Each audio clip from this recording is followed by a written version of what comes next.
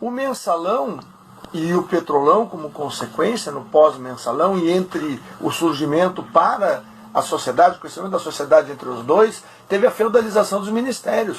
Como é que Lula consolidou o seu apoio no pós-2006?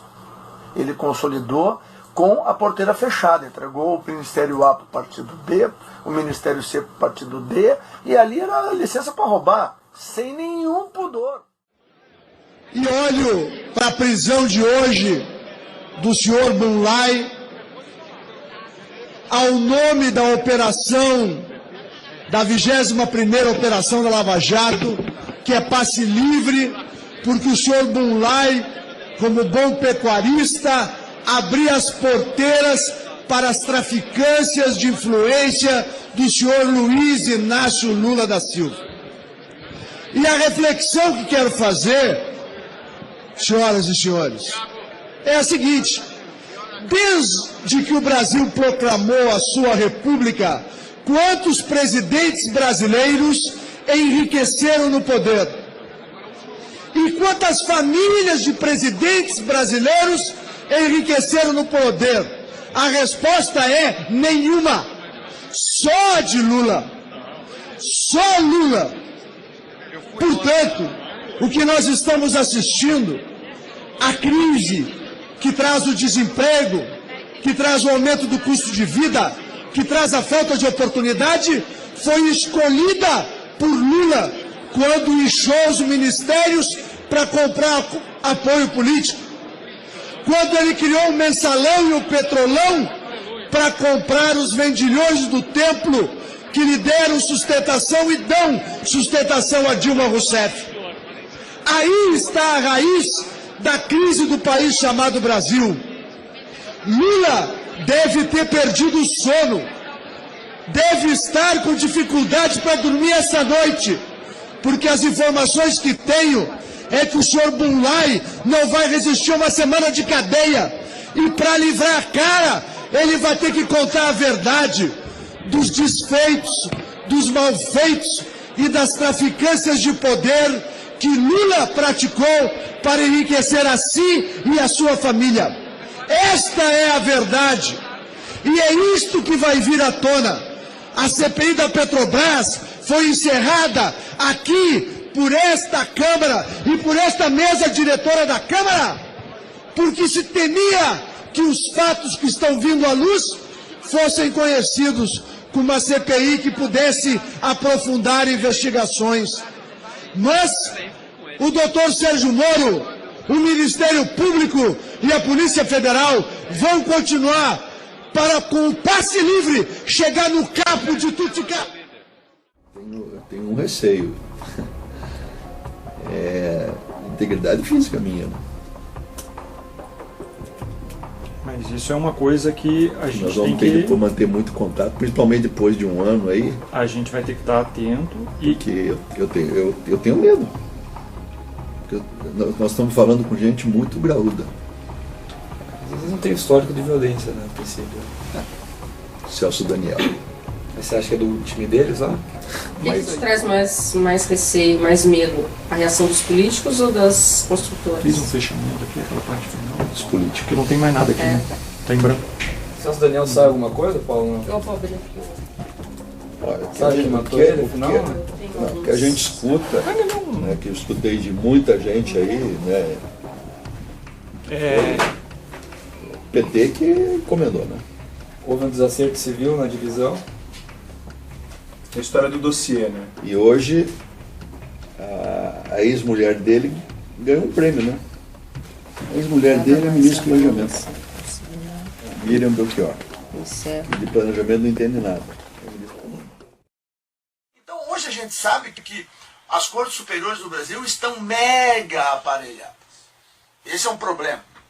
Então o doutor Sérgio Moro, que nós há pouco elogiávamos, está tomando todas as precauções possíveis, está reunindo todo o conjunto probatório para quando ele poder botar a mão no Lula, e por isso que o Lula está nervoso, ele sabe que é isso que está acontecendo na investigação, o destino do Lula vai ser, no mínimo, a condução coercitiva para depor. Está sacramentado. Sacramentado. Avaliação. E eu quero trazer um dado. Lá na CPI da Petrobras, eu tinha apresentado o requerimento para levar o Lula lá, porque o Lula se transformou, depois que deixa a presidência da República, de maneira clara, em traficante de influência.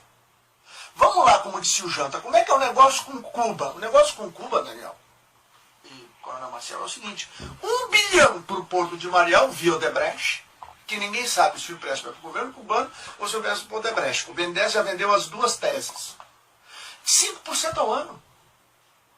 O BNDES, e aí vem corroborar o que disse o vereador Janta, o BNDES capta 7,5 no Brasil, emprestou para o governo cubano a 5 ao ano. Quem é que paga os 2,5? Nós, tia. Nós, literalmente, todos nós que estamos aqui, o pessoal que está aqui na técnica nos assistindo, o pessoal que está em casa participando no trabalho, são a cidadania brasileira pagando imposto que vai pagar os 2,5 da diferença. Aí, quando eu digo que fazem agiotagem com o Rio Grande do Sul, quando se cobra aqui 6% ao ano, vai Selic. Quanto é que dá isso? 19? 20, dependendo do tamanho da Selic? E nós pagamos essa maluquice. E Cuba paga 5%. A Venezuela não tem metrô em Porto Alegre, a dona Dilma já prometeu umas 10 vezes o metrô de Porto Alegre. Não tem dinheiro para o metrô de Porto Alegre, mas tem quase $1 bilhão para fazer o metrô de Caracas. A mesma Odebrecht, os mesmos 5% ao ano. Isso é um escândalo.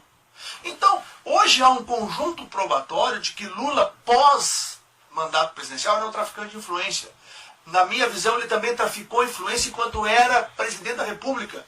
E a prova disso é o depoimento de Pedro Corrêa, político, deputado, condenado agora, foi condenado no mensalão há 7 anos, agora tomou mais 10 ou 12 do Petrolão. Tá? O Pedro Corrêa? O Pedro Corrêa. Não, tomou 20. É 20? 20. Então, o Pedro Corrêa, o que acontece? Ele disse lá em Curitiba, eu estava lá frente a frente com ele, ele disse em Curitiba que quem apresentou para o Pisolati, para o próprio Pedro Corrêa, o Paulo Roberto Costa, foi o Lula.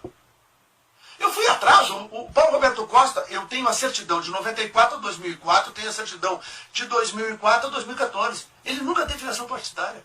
O PP nunca soube da existência de Paulo Roberto Costa. Quem coloca Paulo Roberto Costa, o Paulinho, é Lula, que diz, vou colocá-lo na cota do PP. É aí que, então, o líder do PP e o presidente do PP, Pedro Corrêa, vão visitar Paulo Roberto Costa para acertar que vai ter propina. Mas quem deu o caminho das pedras foi Lula. E Lula concede a Paulo Roberto Costa o título de comendador.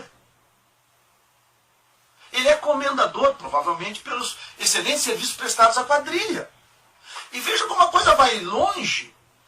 Paulo Roberto Costa, eu perguntei, como eu estou aqui no teu programa, olhando para o olho dele, Diego, como eu estou fazendo contigo aqui e com os demais companheiros de mesa, eu perguntei, tu recebeu $1,5 milhão para ficar quieto na compra de Passadina, que eu tinha recebido essa informação de dentro da própria Petrobras? Ele disse que sim, recebeu. Que operação é essa da compra de Passadina, que para um diretor da Petrobras calar a boca, ele ganhou $1,5 milhão? Quanto lucrou a quadrilha do PT nisso? Milhões e milhões de dólares, Janta. E a Dilma, que através de André Singer diz que ela foi levada ao erro. Quem não lembra dessa declaração do André Singer, quando era o porta-voz da presidente? Por um relatório mal preparado por Nestor Cerveró. Eu tenho lá o relatório do doutor César Borromeu, que era o diretor jurídico da área internacional. Lá estão as cláusulas put option e de Marlin. Ela mandou comprar porque ela sabia que tinha uma negociata e que ia render dinheiro para o partido. Ela se submeteu ao processo. A presidente. Na melhor das hipóteses. A presidente. O senhor está dizendo... Na melhor das hipóteses. Isso que eu estou dizendo. O senhor tem a convicção, então, que ela fez o péssimo negócio... Conscientemente. A presidente Dilma. Porque se ela tivesse qualquer dúvida, ela só dizia, não vamos fazer a compra. Ninguém pode obrigar. Tu pegas a peça de defesa do José Sérgio Gabrielli, que apresentada ao TCU... Ela é frontal contra o Conselho de Administração, porque o TCU, por medo de investir contra o Conselho de Administração, que é quem em última análise tem, pelo Estatuto da Petrobras, a responsabilidade de fazer qualquer tipo de aquisição, investiu contra a diretoria executiva. E a diretoria executiva era um órgão acessório ao Conselho de Administração.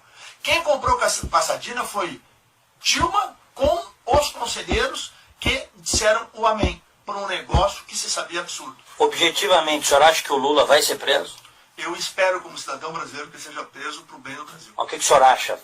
Tem chance. Porque hoje o conjunto probatório que o doutor Sérgio Moro constrói com os procuradores da República é muito sólido.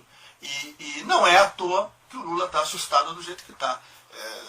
Ele está perturbado, inclusive emocionalmente, é visível isso nas últimas aparições públicas dele. Por quê? Porque ele sabe que ele corre um sério risco de ser preso. Meu nome é Jorge Pontes, sou delegado da Polícia Federal. Estou hoje aqui para denunciar um desmonte que a Polícia Federal começa a sofrer por parte do governo federal, principalmente em relação ao ano de 2016. Está para ser cortado o montante de 130 milhões do orçamento da Polícia Federal, justamente no ano de 2016, um ano em que se espera muito da Operação Lava Jato. Nós sabemos muito bem que uma organização criminosa, quando é acuada e alvejada, reage de todas as formas.